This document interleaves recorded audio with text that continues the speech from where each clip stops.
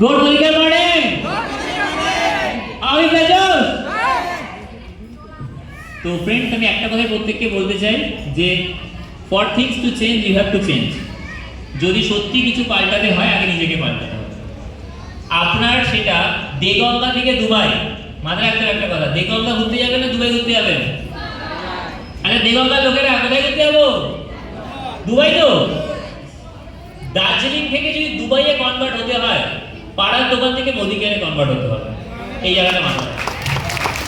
আর শ্রীলঙ্কা আসছে, আমি প্রত্যেকে একটা কথা বলতে চাই, করবেন পরে, ভাবুন আগে যে আমি করব। তার কারণ হচ্ছে বেশিরভাগ মানুষ দেখুন আপনার মধ্যে ভগবান সমস্ত শক্তি দিয়েছে, যেটা এনাদেরকে দিয়েছে। তাহলে কেন আপনি নিচে রাখেন উপরে? একটাই কারণে, এনারা ভাবতে পেরেছে যে আমি পারবো, তাই চেষ্টা কখনো ছাড়েনি। আর আমরা ভাবি আমরা পারবো না, তাই চেষ্টা কখনো করি না। আমরা চেষ্টা করলে যে কোনো কিছু করতে পারি, আবার চেষ্টা না করলে আমরা ঘরে শুয়ে শুয়ে এক দু ঘন্টা না 100 ঘন্টা কাটিয়ে দিতে পারি।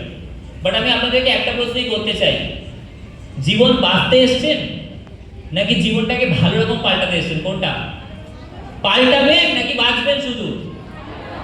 আজকে যেই পরিস্থিতিতে আপনি রয়েছেন সেখান থেকে যদি আপনার মনে জ্বালা না ওঠে, আর ইউথদেরকে বলতে চাই, বা আমার কাছ থেকে হাত খরচা নেওয়ার থেকে নিজের হাত খরচা নিয়ে তৈরি করো। কলেজের পরে কবে চাকরি পাবো, কি পাবো, হ্যানা পাবো, তেনা পাবো, ভারতবর্ষের প্রত্যেকটা ইউথ জানে যে চাকরি নেই।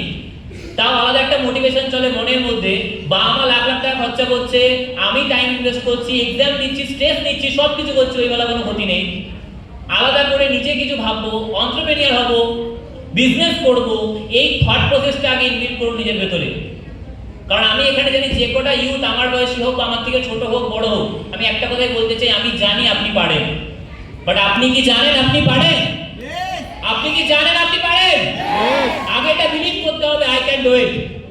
যা হবে দেখা যাবে। মোদিকে আর করি না, যেদিন করবো কিচ্ছু ছাড়বো না, শ্রীলঙ্কাতে আমি যাচ্ছি। একদম, থ্যাংক ইউ।